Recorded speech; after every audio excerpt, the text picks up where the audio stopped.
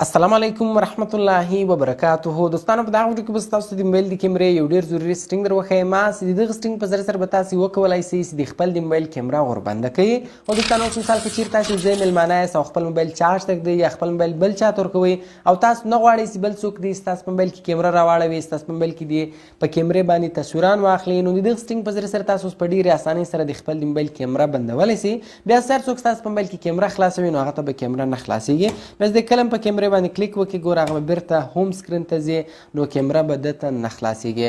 نو که چیرې تاسو هم دغه سیټینګ په خپل موبایل کې زده کول غواړئ نو ویډیو تر اخره پورې وګورئ او ویډیو له خپل دوستانو سره خامخا شیر کړئ تر څو هغه هم له دې ترکیې څخه فایده واخلي.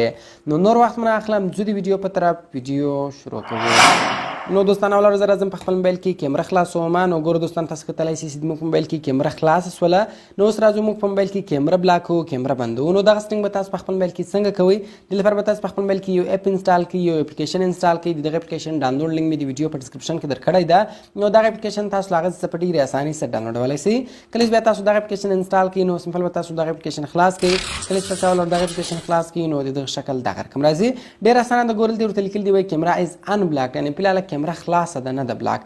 نو که چیرې تاسو غواړئ چې دا بلاک یې ګوره وایي کلیک ټو بلاک کیمره، په دغه کلیک ټو بلاک کیمره په دغه اپشن باندې به تاسو کلیک وکړئ. کله چې تاسو په دې باندې کلیک وکړئ دغه اپشن یو وارې اوله وارې صرف تاسو ته راړوي بیا نه درته راړوي. نو لاندې اکټیویټ بټن ده، سمپل په دغه اکټیویټ بټن باندې به تاسو کلیک وکړئ. اوس به سمپل بیا په دغه کلیک ټو بلاک کیمره باندې به تاسو کلیک وکړئ. ګوره وایي کیمره از بلاک. اوس کیمره بنده سوله. اوس راځم ګوره په موبایل کې کیمره خلاصوم. اوس زه کله هم کیمره خلاصوم یو ځای هم نه خلاصېږي.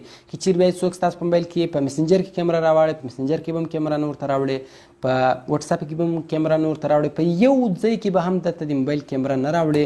نو کله چې دی په کیمرې کلیک کوي دغه ایرر به درته ورکوي، نو کیمره به درته نه خلاصېږي. نو کوم چیرې بیرته د موبایل کیمره خلاصولی سمپل به راسئ کیمره بلاکر اپلیکیشن ته، دلته به راسئ بیرته په دې باندې کلیک وکړئ، کیمره از ان بلاک. ګوره اوس کیمره خلاصه سوله. اوس بیرته ګوره دوستان تاسو کتلی شئ موږ سره کیمره خلاصه سوله. نو دوستانو د دغه کوچني سټینګ په ذریعه سره تاسو په ډېرې اسانۍ سره د موبایل کیمره وربندولی شئ، بلاک کولی شئ. کوم چیرې ویډیو خوښ شي ویډیو در سره لایک کړئ، له خپل دوستانو سره خامخا شیر کړئ او د داسې نور ښایسته ښایسته ویډیوګانو لپاره د موږ چینل سبسکرایب کړئ، ځکه موږ هره ورځ دغه رقم ښایسته ښایسته ویډیوګانې په خپل چینل کې اپلوډ کوو. نو ملاوي په نور ښایسته ښایسته ویډیوګانو کې په دعاګانو کې مې یاد ساتئ. د خدای په امان.